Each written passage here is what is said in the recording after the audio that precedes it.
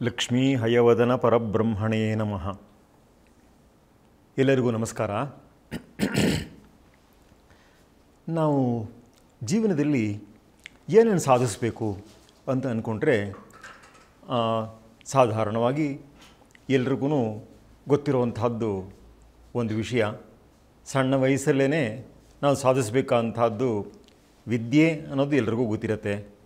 ಆಮೇಲೆ ಐಶ್ವರ್ಯವನ್ನು ಸಂಪಾದಿಸೋದು. ಹೀಗೆ ವಿದ್ಯಾಮರ್ಥಂಚ ಸಾಧಯೇತ್ ಅಂತ ವಿದ್ಯೆಯನ್ನು ಸಂಪಾದಿಸಬೇಕು, ಐಶ್ವರ್ಯವನ್ನು ಸಂಪಾದಿಸಬೇಕು. ಇದೆರಡನ್ನು ಸಂಪಾದಿಸಿದ್ರೆ ಮುಂದೆ ಜೀವನ ಸುಗಮವಾಗುತ್ತೆ ಅನ್ನುವಂಥದ್ದು ಎಲ್ರಿಗೂ ಗೊತ್ತಿರೋದೇನೆ. ಅದನ್ನು ಸಂಪಾದನೆ ಮಾಡಬೇಕಾದ್ರೆ ಒಟ್ಟೊಟ್ಟಿಗೆ ಸಂಪಾದನೆ ಮಾಡಿಬಿಡ್ತೀವಿ ಅಂತ ಏನಿಲ್ಲ. ಅದನ್ನು ಹೆಜ್ಜೆ ಹೆಜ್ಜೆಯಾಗಿ ಚುರುಚುರಾಗಿ ಸಂಪಾದನೆ ಮಾಡ್ತಾನೇ ಇರಬೇಕು. ಹಾಗಿದ್ದರೆ ತಾನೇ ಅದು ಕನ್ನಡದಲ್ಲಿ ಗಾದೆ ಕೇಳ್ತೀವಲ್ವಾ, ಹನಿಗೂಡಿದರೆ ಹಳ್ಳ, ತೆನೆಗೂಡಿದರೆ ಭತ್ತ ಅಂತಂದ್ಬಿಟ್ಟು. ಹಾಗೆ ಸಂಸ್ಕೃತದಲ್ಲಿ ಅದನ್ನು ಕ್ಷಣಶಃ ಕಣಶಃ ಅಂತ ಹೇಳ್ತಾರೆ. ಒಂದೊಂದು ಕ್ಷಣವೂ ಬಿಡದೇ ಇದರ ಸಂಪಾದನೆಗೆ ನಾವು ನಮ್ಮ ಶಕ್ತಿಯನ್ನು ಉಪಯೋಗಿಸುವಂಥದ್ದು. ಕಣಶಃ ಅಂದರೆ ಒಂದೊಂದು ಬಿಡಿಯಾಗಿ ಇಷ್ಟು ತಾನೆ ಅಷ್ಟು ತಾನೆ ಅಂತ ಅಂದ್ಕೊಳ್ದೇನೆ ಒಂದೊಂದು ಕಣವನ್ನು ಸೇರಿಸಿಟ್ಕೊಂಡು ಬೆಳೆಸ್ಕೊಂಡ್ರೆ ತಾನೇ ಅದು ನಾಳೆ ದೊಡ್ಡದಾಗುವಂಥದ್ದು. ಒಟ್ಟಿಗೆ ದೊಡ್ಡದಾದಂಥದ್ದು ದಪ್ಪ ಅಂತ ಬಿದ್ದುಬಿಡೋದಿಲ್ಲ. ಆದ್ದರಿಂದ ಕ್ಷಣಶಃ ಕಣಶಃ ಚೈವ ವಿದ್ಯಾಂ ಅರ್ಥಂಚ ಸಾಧಯೇತ್ ಅಂತ ಹೇಳಿಬಿಟ್ಟು ಒಂದು ಕ್ಷಣ ಬಿಟ್ಟರು ಒಂದು ಕಣ ಬಿಟ್ಟರು ಏನು ನಷ್ಟವಾಗುತ್ತೆ ಅನ್ನೋದನ್ನು ಜ್ಞಾಪಿಸೋದಕ್ಕೋಸ್ಕರವಾಗಿ ಕ್ಷಣತ್ಯಾಗೇ ಕುತೋ ವಿದ್ಯಾ, ಒಂದು ಕ್ಷಣ ಬಿಟ್ಟರೂ ಕೂಡ ವಿದ್ಯೆ ಅನ್ನೋದು ಎಲ್ಲಪ್ಪ ಬರುತ್ತೆ. ಕಣತ್ಯಾಗೆ ಕುತೋ ಧನಂ, ಒಂದು ಕಣ ತಾನೆ ಅಂತ ಬಿಟ್ಕೊಂಡ್ರೆ ಧನ ಸಂಪಾದನೆ ಹೇಗಾಗುತ್ತೆ ಅಂತ. ಅಂದರೆ ನಮ್ಮ ಸಮಯದ ಸದ್ವಿನಿಯೋಗ ಆಗಬೇಕು. ಆಮೇಲೆ ಒಂದು ಸಣ್ಣ ಕಣವನ್ನು ಕೂಡ ನಾವು ದುರ್ವ್ಯಯ, ಅಪವ್ಯಯ ಅಥವಾ ಅದರ ಬಗ್ಗೆ ಏನೋ ಒಂದು ನೆಗ್ಲೆಕ್ಟ್ ಮಾಡುವಂಥದ್ದು, ಇಷ್ಟು ತಾನೆ ಅಂತ ಅಂದ್ಕೊಳ್ಳುವಂಥದ್ದು ಹೀಗಾಗದೇನೆ ಸಂಪಾದನೆ ಮಾಡಬೇಕು ಅಂತ ಹೇಳಿ ಜೀವನದಲ್ಲಿ ವಿದ್ಯೆ ಮತ್ತು ಧನ ಇದೆರಡನ್ನು ಕೂಡ ಸಂಪಾದನೆ ಮಾಡೋದರಲ್ಲಿ ಕೊನೆಯ ತನಕ ನಾವು ಆಲಸ್ಯವನ್ನು ಪಟ್ಕೋಬಾರದು ಅನ್ನುವಂಥ ಮಾತನ್ನು ನಾವಿಲ್ಲಿ ಕೇಳ್ತೀವಿ. ಅದಲ್ಲದೇ ಇನ್ನೊಂದು ಸ್ವಲ್ಪ ವಿಚಿತ್ರವೆನಿಸುವಂತಹ ಒಂದು ಮಾತಿದೆ ಸಂಸ್ಕೃತದಲ್ಲಿ. ಸಾಮಾನ್ಯವಾಗಿ ನಾವು ಒಬ್ಬರು ಒಂದೊಂದು ಲಾ ಅಪ್ಲೈ ಮಾಡಿದ್ರೆ, ಒಂದೊಂದು ಸ್ಟ್ಯಾಂಡರ್ಡ್ ಅಪ್ಲೈ ಮಾಡಿದ್ರೆ ಅಂಥವ್ರ ಬಗ್ಗೆ ನಾವು ಇದೇನು ಡಬಲ್ ಸ್ಟ್ಯಾಂಡರ್ಡು ಅಂತಂದ್ಬಿಟ್ಟೆಲ್ಲ ಕೇಳ್ತೀವಿ. ಇದಕ್ಕೊಂದು ಪಾಲಿಸಿ ಅದಕ್ಕೆ ಇನ್ನೊಂದು ಪಾಲಿಸಿನಾ ಅಂತಂದ್ಬಿಟ್ಟು ನಾವು ಅದರ ಬಗ್ಗೆ ಒಂದು ಅಸಹನೆಯನ್ನು ವ್ಯಕ್ತಪಡಿಸುವಂಥದ್ದು ಉಂಟು. ಹಾಗೆ ಸಂಸ್ಕೃತದಲ್ಲಿ ಇದಕ್ಕೊಂದು ಪಾಲಿಸಿ ಅದಕ್ಕೊಂದು ಪಾಲಿಸಿ ಅಂತ ಹೇಳುವಂತಹ ಮಾತು ಒಂದಿದೆ. ಅದೇನು ಹೇಳುತ್ತೆ ಅಂತ ಹೇಳಿದ್ರೆ, ಮನುಷ್ಯ ವಿದ್ಯಾ ಸಂಪಾದನೆ ಮತ್ತು ಧನ ಸಂಪಾದನೆ ಇದಕ್ಕೆ ಒಂದು ಲೆಕ್ಕಾಚಾರ ಇಟ್ಕೋಬೇಕು, ಧರ್ಮ ಸಂಪಾದನೆಗೆ ಇನ್ನೊಂದು ಲೆಕ್ಕಾಚಾರ ಇಟ್ಕೋಬೇಕು ಅಂತಂದ್ಬಿಟ್ಟು. ಏನದು ಅಂತ ಹೇಳಿದ್ರೆ, ನಾನು ಅಜರ ಮತ್ತು ಅಮರ ಅಂತ ಅಂದ್ಕೊಂಡು ವಿದ್ಯೆ ಮತ್ತು ಅರ್ಥ ಇವುಗಳನ್ನು ಸಂಪಾದನೆ ಮಾಡಬೇಕು ಅಂತ. ಆದರೆ ಯಮನೇ ಬಂದ್ಬಿಟ್ಟಿದ್ದಾನೋ ಅನ್ನೋ ರೀತಿಯಲ್ಲಿ ಧರ್ಮವನ್ನು ಸಂಪಾದನೆ ಮಾಡಬೇಕು ಅಂತ ಹೇಳುವಂತಹ ಮಾತದು. ಅಜರಾಮರವತ್ ಪ್ರಾಜ್ಞ ವಿದ್ಯಾಂ ಅರ್ಥಂಚ ಸಾಧಯೇತ್. ಅಜರ ಅಂತಂದರೆ, ಜರ ಅಂದರೆ ಮುಪ್ಪು, ಯಾವನಿಗೆ ಮುಪ್ಪು ಅನ್ನೋದಿಲ್ವೋ ಅಂಥವನು ಅಜರ. ಹಾಗೆ ಮರ ಅಂದರೆ ಸಾಯೋ ಅಂಥವನು, ಅಮರ ಅಂದರೆ ಯಾವನಿಗೆ ಸಾವು ಅನ್ನೋದಿಲ್ವೋ ಅಂಥವನು.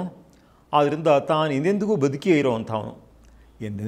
ಎಂದೆಂದಿಗೂ ಬದುಕಿದ್ರೂ ಕೂಡ ಬಹಳ ಬೇಗ ಮುಪ್ಪು ಆವರಿಸ್ಬಿಟ್ಟು ತುಂಬ ದಿವಸ ಬದುಕಿರ್ತೀನಿ ಅಂತಂದರೆ ಅಂತಹ ಜೀವನ ಯಾರಿಗೂ ಬೇಡ. ಇರೋಷ್ಟು ದಿವಸ ನಾವು ತುಂಬ ಶಕ್ತಿಶಾಲಿಯಾಗಿ ಎನರ್ಜೆಟಿಕ್ ಆಗಿದ್ದರೆ ಅದು ಸ್ವಲ್ಪ ಆಯುಸಾದರೂ ಪರವಾಗಿಲ್ಲ ಅಂತ ಅನ್ನಿಸ್ಬಿಡತ್ತೆ. ಆದ್ದರಿಂದ ಅಜರನೂ ಅಮರನೂ ಆಗಿ ಮುಪ್ಪಿಲ್ಲದೆ ದೀರ್ಘಕಾಲ ಬಾಳುವಂಥವನು ತಾನು ಅನ್ನುವ ಲೆಕ್ಕ ಇದ್ದರೆ ಆವಾಗ ವಿದ್ಯಾರ್ಜನೆಗೂ ಧನಾರ್ಜನೆಗೂ ಉತ್ಸಾಹ ಬರುತ್ತೆ. ನಾವು ಇನ್ನೇನು ಸ್ವಲ್ಪ ದಿವಸಕ್ಕೆ ನಮ್ಮ ಕತೆ ಮುಗೀತು ಅನ್ನೋದಾಗ್ಬಿಟ್ರೆ ಇನ್ನು ಎಷ್ಟು ಕಲಿತು ಏನು ಪ್ರಯೋಜನ, ಏನು ಸಂಪಾದಿಸಿ ಏನು ಪ್ರಯೋಜನ ಅನ್ನುವಂತಹ ಭಾವನೆ ನಮಗೆ ಬಂದುಬಿಡುವಂಥದ್ದು ಬಹಳ ಸುಲಭವಾಗಿಬಿಡುತ್ತೆ. ಆದ್ದರಿಂದ ವಿದ್ಯೆಯನ್ನು ಸಂಪಾದಿಸೋದು ಮತ್ತು ಐಶ್ವರ್ಯವನ್ನು ಸಂಪಾದಿಸೋದು ಈ ಎರಡು ವಿಷಯದಲ್ಲಿ ನಾನು ಅಜರಾಮರ ಅಂತ ಅಂದ್ಕೊಳ್ಬೇಕು. ಅಂದರೆ ನನಗೆ ಮುಪ್ಪು ಬರೋದು ಸಾವು ಬರೋದು ಅನ್ನುವಂತಹ ರೀತಿಯಲ್ಲಿ ಪ್ರವರ್ತಿಸಿ ಮನುಷ್ಯ ಹೆಜ್ಜೆ ಹೆಜ್ಜೆಗೂ ಒಂದು ಕಣವನ್ನು ಬಿಡದೇ ಸಂಪಾದಿಸ್ತಾ ಇರಬೇಕು ಅನ್ನೋಂತಹ ಎಚ್ಚರದ ಮಾತನ್ನು ಅಲ್ಲಿ ಹೇಳಿದ್ರೆ, ಧರ್ಮದ ವಿಷಯದಲ್ಲಿ ಹಾಗಲ್ವಂತೆ. ಏನಪ್ಪ ಅಂತಂದರೆ, ಯಮ ಬಂದೇ ಬಿಡ್ತಾನೆ ಅಂತಂದ್ಬಿಟ್ಟು, ಬಂದೇ ಬಿಡ್ತಾನೆ ಅಲ್ಲ, ಬಂದು ಜುಟ್ಟು ಹಿಡ್ಕೊಂಡ್ಬಿಟ್ಟಿದ್ದಾನೆ ಅಂತ. ಗೃಹೀತ ಇವ ಕೇಶೇಶು ಮೃತ್ಯುನಾ ಧರ್ಮಮಾಚರೇತ್. ಮೃತ್ಯುನ ಕೇಶೇಶು ಗೃಹೀತಃ ಇವ. ಮೃತ್ಯು ದೇವತೆ ಯಮ, ಅವನು ಬಂದ್ಬಿಟ್ಟು ನಮ್ಮ ಜುಟ್ಟೆ ಹಿಡ್ಕೊಂಡ್ಬಿಟ್ಟಿದ್ದಾನೆ ಅಂತಂದರೆ ಹೇಗೋ ಆ ರೀತಿಯಾಗಿ ಧರ್ಮ ಕಾರ್ಯಗಳನ್ನು ನಾವು ಮಾಡಬೇಕು ಅಂತ. ಧರ್ಮಂ ಆಚರೇತ್ ಅಂತಂದ್ಬಿಟ್ಟು ಹೀಗೆ ಹೇಳೋದಕ್ಕೆ ಕಾರಣ ಏನು ಅಂತ ಹೇಳಿದ್ರೆ, ಧರ್ಮ ಕಾರ್ಯಗಳನ್ನು ಮಾಡಬೇಕು ಅಂತ ಹೇಳಿದ್ರೆ ಎಷ್ಟೋ ಸಾರ್ತಿ ನಮ್ಮ ಮನಸ್ಸು ಹೌದು ಮಾಡಬೇಕು, ಆಮೇಲೆ ಮಾಡಿದ್ರೆ ಆಯಿತು ಅನ್ನೋ ರೀತಿಯಾಗಿ ಅಂದ್ಕೊಂಡು ಅದನ್ನು ಮುಂದಕ್ಕೆ ಹಾಕುವಂತಹ ಸ್ವಭಾವ, ಮತ್ತು ಯಾವುದನ್ನು ಪೋಸ್ಟ್ಪೋನ್ ಮಾಡ್ತೀವೋ ಅಂದರೆ ಮುಂದಕ್ಕೆ ಹಾಕ್ತೀವೋ ಅದನ್ನು ಎಷ್ಟೋ ಸಂದರ್ಭದಲ್ಲಿ ನಾವು ಮಾಡೋದೇ ಇಲ್ಲ. ಅದಕ್ಕೋಸ್ಕರವಾಗಿಯೇ ಸಂಸ್ಕೃತದಲ್ಲಿ ಬಂದಿರುವಂತಹ ಮಾತು, ನೋಡಪ್ಪ, ಒಳ್ಳೆಯ ಕೆಲಸ ಅಂತಂದರೆ ಆದಷ್ಟು ಬೇಗ ಮಾಡು, ಕೆಟ್ಟ ಕೆಲಸ ಅಂದರೆ ಆದಷ್ಟು ಅದನ್ನು ಮುಂದಕ್ಕೆ ಹಾಕು ಅಂತಂದ್ಬಿಟ್ಟು. ಅದನ್ನು ಮಾಡಲೇಬೇಡ ಅಂತಂದರೆ ಎಷ್ಟೋ ಸರ್ತಿ ನಮಗೆ ದುಷ್ಟವಾದ ಆಸೆಗಳು, ಅದು ದುಷ್ಟ ಅಂತ ಗೊತ್ತಿರುತ್ತೆ, ಆದರೂ ಆ ಆಸೆಗಳು ಉಂಟಾಗುತ್ತೆ. ಆಮೇಲೆ ಅದನ್ನು ಮಾಡಲೇಬೇಡ ಅಂತ ಹೇಳಿದ್ರೆ ಅಯ್ಯೋ ನಮಗೆ ಅದು ಇಷ್ಟನೇ ಇಲ್ಲ ಅಂತ ಅನ್ನಿಸ್ತಾ ಇರುತ್ತೆ. ಜೀವನದಲ್ಲಿ ಎಷ್ಟೋ ಬೇಡದ್ದೂ ಅಥವಾ ಒಳ್ಳೆಯದಲ್ಲದ್ದೂ ನಮಗೆ ಇಷ್ಟವಾಗುವಂಥದ್ದು ಉಂಟು. ಉದಾಹರಣೆಗೆ ಹೇಳೋದಾದರೆ, ಎಷ್ಟೋ ಜನ ಆ ಮೋರಿ ಪಕ್ಕದಲ್ಲಿ ಆ ಪಾನಿಪೂರಿ ಮಾಡ್ತಾಯಿದ್ರೆ ಅದನ್ನ ಆಸ್ವಾದನೆ ಮಾಡ್ಕೊಂಡು ತಿನ್ನೋವಂಥವ್ರಿಲ್ವೇ?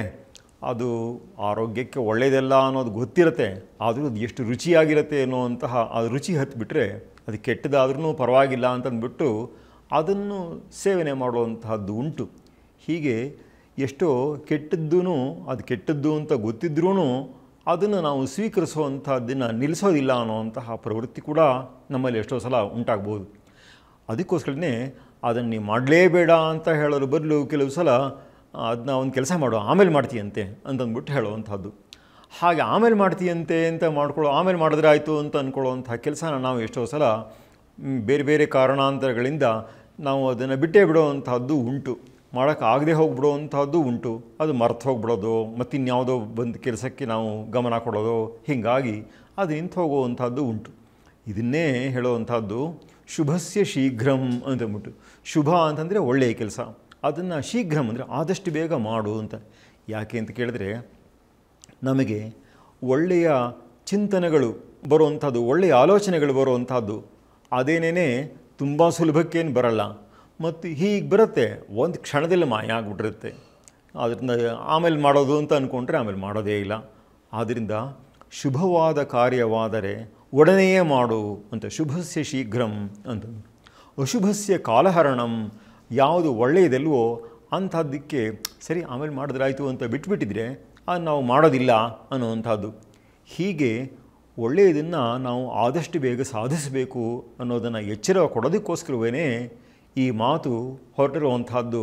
ಏನು ಅಂತ ಹೇಳಿದ್ರೆ, ಯಮನು ಬಂದು ನಮ್ಮ ಜುಟ್ಟನ್ನೇ ಹಿಡ್ಕೊಂಡ್ಬಿಟ್ಟಿದ್ದಾನೋ ಅನ್ನುವ ರೀತಿಯಲ್ಲಿ ನಾವು ಧರ್ಮ ಸಂಪಾದನೆಯ ಕೆಲಸವನ್ನು ಮಾಡಬೇಕು ಅಂತಂದ್ಬಿಟ್ಟು. ಅಲ್ಲಿಗೆ ವಿದ್ಯಾರ್ಜನೆ ಧನಾರ್ಜನೆಗಳಿಗೆ ಒಂದು ಲೆಕ್ಕ, ಧರ್ಮಾರ್ಜನೆಗೆ ಮತ್ತೊಂದು ಲೆಕ್ಕ.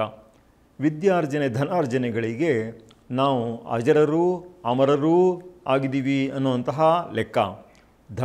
ಧರ್ಮಾರ್ಜನೆಗೆ ನಾವು ಇನ್ನೊಂದು ಕ್ಷಣದಲ್ಲಿ ನಮ್ಮ ಸಾವೇ ಬಂದೀತೋ ಅನ್ನುವಂತಹ ಒಂದು ಎಚ್ಚರ. ಈ ರೀತಿಯಾದಂತಹ ಎಚ್ಚರಗಳು ಬೇಕು ಅನ್ನುವಂತಹ ಮಾತನ್ನು ಈ ಸುಭಾಷಿತಗಳಲ್ಲಿ ನಾವು ಕಾಣುವಂಥದ್ದು. ಲೋಕದ ಲೆಕ್ಕದಲ್ಲಿ ಹೇಳೋದಾದರೆ ವಿದ್ಯಾ ರೂಪಂ ಕುರೂಪಾಣಾಂ ಅಂತಂದ್ಬಿಟ್ಟು. ಎಷ್ಟೋ ಜನ ಇರ್ತಾರೆ, ಅವರು ತುಂಬ ಸುಂದರರಾಗಿ ಏನಿರೋದಿಲ್ಲ, ಬಹಳ ಜನಗಳು ಸಾಧಾರಣವಾದ ಒಂದು ಲುಕ್ ಇರೋವಂಥದ್ದು, ಅವರ ನೋಟ ತುಂಬ ಸುಂದರರು ಅಂತ ಏನು ಅನಿಸೋದಿಲ್ಲ. ಆದರೆ ಅಂಥವರಂತೂ ಒಳ್ಳೆಯ ವಿದ್ಯಾವಂತರಾಗಿದ್ದರೆ ಆಗ ಅದೇ ಅವರಿಗೊಂದು ರೂಪವನ್ನು ಕೊಡುವಂಥದ್ದು ಅಂತ ಹೇಳಿ ವಿದ್ಯಾ ರೂಪಂ ಕುರೂಪಾಣಾಂ ಅಂತ ಹೇಳುವಂಥದ್ದು. ಅದಲ್ಲದೆ ಎಷ್ಟೋ ಸಂದರ್ಭದಲ್ಲಿ ವಿದ್ಯೆಯನ್ನೇ ಧನವನ್ನಾಗಿ ಹೇಳುವಂತಹದ್ದು ಉಂಟು.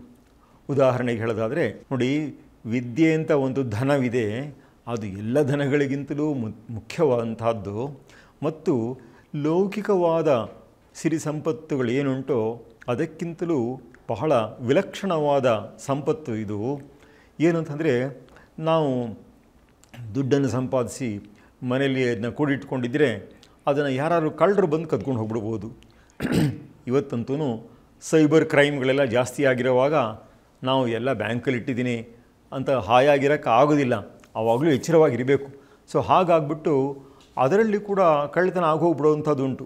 ಆದರೆ ಈ ವಿದ್ಯೆ ಅನ್ನುವಂಥ ಧನ ಇದೆಯಲ್ಲ, ಅದು ನ ಚೋರಹಾರ್ಯಂ ನ ಚ ರಾಜಹಾರ್ಯಂ. ರಾಜ ಬಂದು ನಿಮ್ಮ ಹತ್ರ ಎಷ್ಟೊಂದು ವಿದ್ಯೆ ಇದೆಯಲ್ಲ, ಇಲ್ಲಿ ಅದನ್ನ ಒಪ್ಪಿಸಿ ಇಲ್ಲಿ ಕಕ್ಕಿ ಅಂತಂದ್ಬಿಟ್ಟು ಅವನು ಕಿತ್ಕೊಳ್ಳೋಕ್ಕಾಗಲ್ಲ, ಟ್ಯಾಕ್ಸ್ ಹಾಕ್ಬಿಡೋಕ್ಕಾಗಲ್ಲ. ಅದಕ್ಕೋಸ್ಕರವಾಗಿ ನ ಚ ರಾಜಹಾರ್ಯಂ ನ ಭ್ರಾತೃಭಾಜ್ಯಂ. ಸಹೋದರರು ನನ್ನ ಶೇರು ನನಗೆ ಕೊಟ್ಬಿಡು ಅಂತ ಕಿತ್ಕೊಳ್ಳೋಕ್ಕಾಗಲ್ಲ. ನ ಚ ಭಾರಕಾರಿ, ಅಥವಾ ವಿದ್ಯೆ ತುಂಬ ಸಂಪಾದನೆ ಜಾಸ್ತಿ ಆಗೋಯಿತು, ತುಂಬ ಭಾರ ಆಗ್ತಾ ಇದೆ ಅನ್ನೋ ಥರದಲ್ಲ. ಆದ್ದರಿಂದ ವಿದ್ಯಾಧನಂ ಸರ್ವಧನ ಪ್ರಧಾನಂ. ವಿದ್ಯೆ ಅನ್ನುವಂತಹ ಧನ ಇದೆಯಲ್ಲ, ಎಲ್ಲ ಧನಗಳಿಗಿಂತಲೂ ಬಹಳ ಮುಖ್ಯವಾದಂಥದ್ದು ಅಂತ ಹೇಳುವಂತಹ ಮಾತು ಸಂಸ್ಕೃತದಲ್ಲಿ ಪ್ರಚಲಿತವಾಗಿದೆ. ಇದಲ್ಲದೆ ವಿದ್ಯೆ ಎನ್ನುವಂಥದ್ದು ನಿಜವಾದ ಅರ್ಥದಲ್ಲಿ ತಗೊಂಡ್ರೆ ಬಹಳ ಆಳವಾದಂಥದ್ದು. ಉಪನಿಷತ್ತು ಏನು ಹೇಳುತ್ತೆ ಅಂತ ಹೇಳಿದ್ರೆ, ವಿದ್ಯೆಯ ಅಮೃತಮಶ್ನುತೆ ಅಂತ, ವಿದ್ಯೆಯಿಂದ ಅಮೃತವನ್ನೇ ಮನುಷ್ಯ ಪಡಿತಾನೆ ಅಂತ ಹೇಳಿ ತನ್ನ ಅಮೃತ ಸ್ವರೂಪದ ಬಗ್ಗೆ, ಅಮೃತ ಸ್ವರೂಪನಾದ ಪರಮಾತ್ಮನನ್ನು ಹೊಂದುವ ಮಾರ್ಗವಾಗುತ್ತೆ ವಿದ್ಯೆ ಅನ್ನೋದನ್ನು ಹೇಳುತ್ತೆ. ವಿಷ್ಣು ಪುರಾಣದ ಒಂದು ಸೂಕ್ತಿ ಬಹಳ ಶ್ರೇಷ್ಠವಾದಂಥದ್ದು. ಅದೇನು ಹೇಳುತ್ತೆ ಅಂತಂದರೆ, ಯಾವುದು ನಮಗೆ ಬಂಧಕ್ಕೆ ಕಾರಣವಾಗೋದಿಲ್ವೋ ಅದು ಕರ್ಮ ಅಂತ ಅನಿಸ್ಕೊಳ್ಳುತ್ತೆ. ತತ್ ಕರ್ಮ ಎನ್ನ ಬಂಧಾಯ. ಹಾಗೆಯೇ ಯಾವುದು ನಮ್ಮ ಮುಕ್ತಿಗೆ ಕಾರಣವೋ ಅದು ವಿದ್ಯೆ ಅಂತ ಅನಿಸ್ಕೊಳ್ಳುತ್ತೆ. ಸಾ ವಿದ್ಯಾ ಯಾವ ವಿಮುಕ್ತಯೇ. ಅದು ಬಿಟ್ಬಿಟ್ರೆ ಮಿಕ್ಕಿದ ಕರ್ಮಗಳೆಲ್ಲನೂ ಕೂಡ ಆಯಾಸಕ್ಕೆ, ಮಿಕ್ಕಿದ್ದೆಲ್ಲನೂ ಕೂಡ ವಿದ್ಯೆ ಇಲ್ಲ, ಬರೀ ಶಿಲ್ಪ ಕೌಶಲ ಅಷ್ಟೇ, ಇನ್ನೇನಿಲ್ಲ ಅಂತ ಹೇಳಿಬಿಟ್ಟು ಆ ಎಚ್ಚರವನ್ನು ಕೊಡುತ್ತೆ. ಶ್ರೀರಂಗ ಮಹಾಗುರುಗಳು ಒಂದು ಎಚ್ಚರಿಕೆಯ ಮಾತನ್ನು ಹೇಳಿದರು. ಪರಮಾರ್ಥಕ್ಕೆ ಸಲ್ಲುವಂತಹ ಅರ್ಥವೇ ಸಾರ್ಥಕವಾದಂತಹದ್ದು ಅಂತಂದ್ಬಿಟ್ಟು. ಜೀವನದ ಪರಮಾರ್ಥ ಅಂತಂದರೆ ಪರಮ ಪ್ರಯೋಜನ, ಅದು ನಮ್ಮ ಆತ್ಮಸ್ವರೂಪ ಪ್ರಾಪ್ತಿ ಅಥವಾ ಭಗವತ್ ಪ್ರಾಪ್ತಿ. ಅದಕ್ಕೆ ಸಲ್ಲುವಂತಹ ಅರ್ಥವೇ ನಿಜವಾದ ಅರ್ಥ. ಇಂತಹ ವಿದ್ಯಾರೂಪವಾದ ಅರ್ಥವನ್ನು ಪ್ರತಿಯೊಬ್ಬರೂ ಸಂಪಾದಿಸತಕ್ಕದ್ದು. ನಮಸ್ಕಾರ.